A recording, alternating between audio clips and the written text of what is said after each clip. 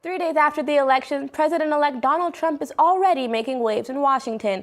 You're watching BUTV 10's The Wire. I'm Nebeyatt Betre. And I'm Nick McCool. Here are your top headlines for today. Donald Trump and President Obama met face-to-face Thursday to begin the transition of power. According to the New York Times, Obama described the 90-minute meeting as excellent and said he was encouraged by Trump's interest in working with his team. The respect was mutual as Trump told reporters it was, quote, a great honor to meet with the president. But Obama was not the only one waiting for the president-elect.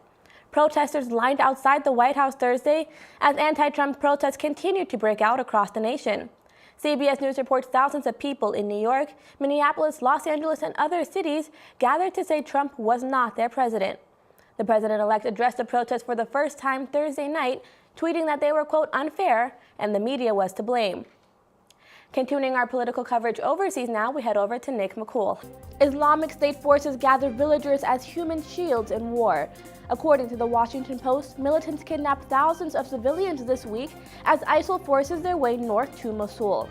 Top U.S. military officials reported Thursday the use of civilians is an ISIL tactic to complicate U.S. airstrikes on their forces. U.S. Commander Joseph Votel said even if Mosul is taken from the militants, they will very likely remain nearby. And Russia finds themselves on the other side of cyber attacks. NBC News reports a Ukrainian group known as Cyber Hunter released emails Thursday proving Russia played an instrumental role in Ukraine's separatist movement. Though the Kremlin denies any involvement with the separatists, emails from top government officials show great detail of a relationship with the Ukraine rebels. The hack reached as high as President Vladimir Putin. No word yet on if more emails will be released. The Washington Post reports retired Lieutenant General Michael Flynn will be Trump's national security advisor. Flynn's role will likely be one of the most influential in the president-elect's administration, as Trump enters office with no security background whatsoever. The Post reports Flynn was instrumental in dismantling insurgent networks in Iraq and Afghanistan. Key goals going into 2017 will be a campaign against the Islamic State and rising aggression from Russia.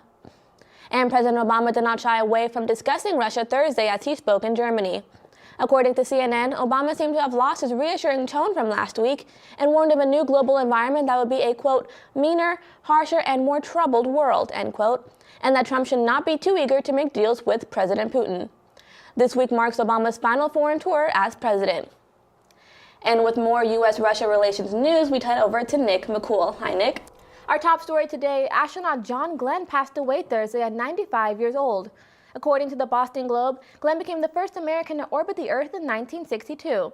36 years later, he became the oldest person to fly in space.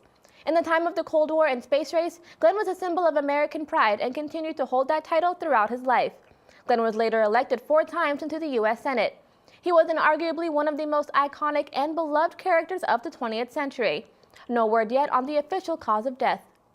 And Hillary Clinton calls for an end to the epidemic that is fake news. Politico reports Clinton urged for bipartisan efforts Thursday at the Capitol. Clinton stated that this effort is not about politics, but lives were at risk. According to Politico, Congress has indicated they will conduct further insight after President-elect Donald Trump takes office.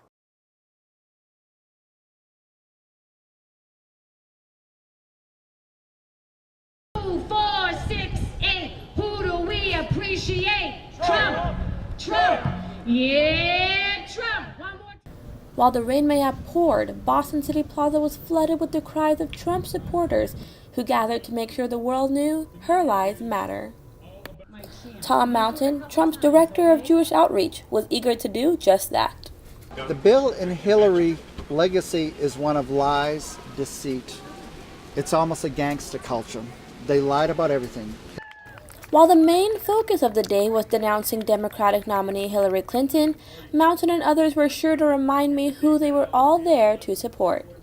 Donald Trump is a combination of Andrew Jackson, Teddy Roosevelt, and John F. Kennedy. And he's a man of the people. He's going up against the establishment. He's taking on Washington. Diana Ploss said while she was hesitant at first, she is all aboard the Trump train now. He's going to see who the right people are. He's going to put them in the right places, and they're going to help correct the problems. And we have a lot of problems. One problem of Trump's? New England.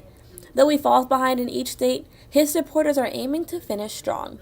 have to try our best. We have to try as best as possible to defeat Hillary Clinton to get Donald Trump elected president. Our country is at stake. No matter what comes their way, these Trump supporters are in for the long haul. We'll find out on November 8th how much of their work had paid off. I'm Nebeyatt Betre. Remember to always run wired and keep it here to BU TV 10.